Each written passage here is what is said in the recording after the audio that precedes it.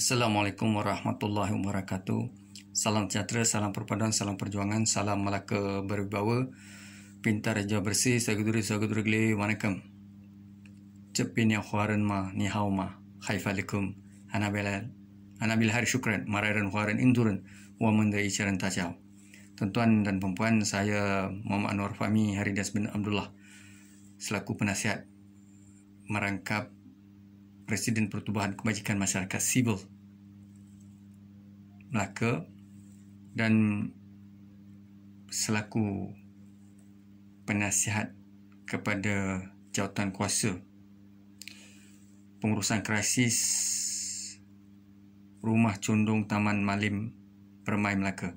Saudara, untuk update perkembangan terkini dari semasa ke semasa sehinggalah isu berkaitan dengan pengurusan krisis Rumah Condong 24 biji atau buah rumah ditangani sebaik mungkin dengan keprihatinan, dengan komitmen, dengan kesungguhan iltizam Kerajaan Persekutuan, Kerajaan Negeri dan Kerajaan Tempatan. Kerajaan Persekutuan kita merujuk kepada Putrajaya, Kementerian Perumahan, Kementerian Kewangan. Kerajaan Negeri kita merujuk kepada Yang Amat Berhormat CM Melaka, Ketua Menteri Melaka, Esko dan Ahli Parlimen. Kerajaan Tempatan kita merujuk kepada MB maupun Majlis Perbandaran Antuajaya dan agensi-agensi yang berkait secara langsung dan tidak langsung.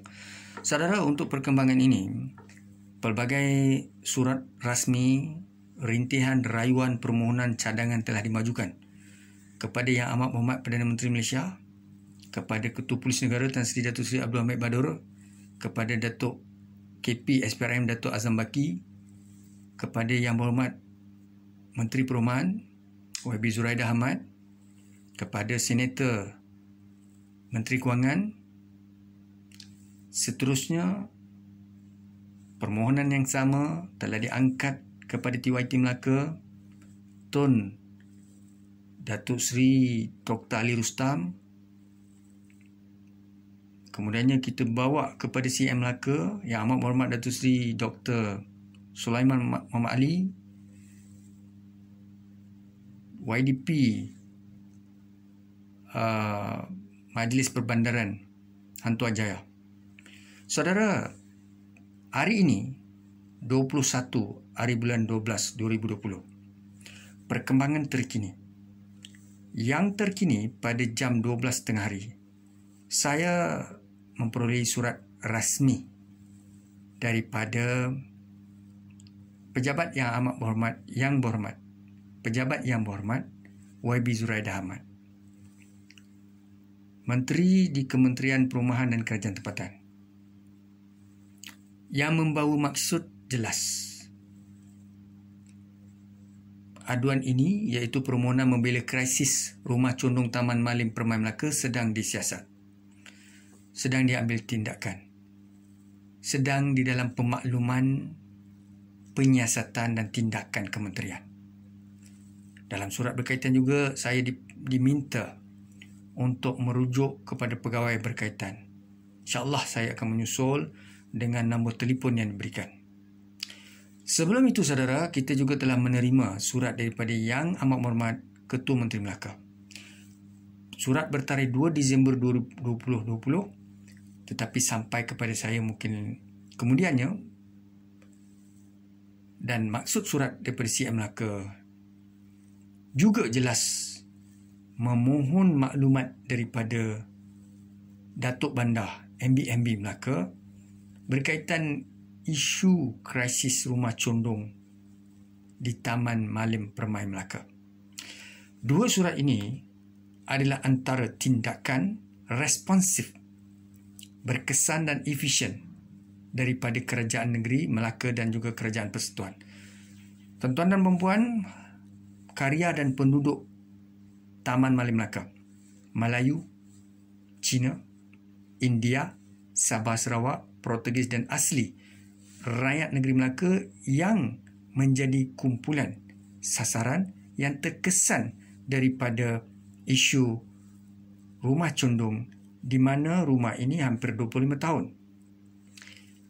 Dari segi struktur bangunannya telah condong, keretakan bangunan, longkang yang kecil tersumbat, seterusnya tanahnya mendap, najis kumbahan naik apabila banjir kilat 2 kali setahun, najis masuk ke rumah, silingnya pecah, mozaiknya rosak, peralatan perabotnya rosak, kerugian yang berterusan kepada penduduk isi rumah, tuan pemilik rumah, kesengsaraan, keibahan, tekanan hidup berterusan, kerajaan bertukar tangan, pemimpin bertukar ganti, nasib penduduk di Taman Malim Permai Melaka tetap tidak dapat dibela sehingga hari ini.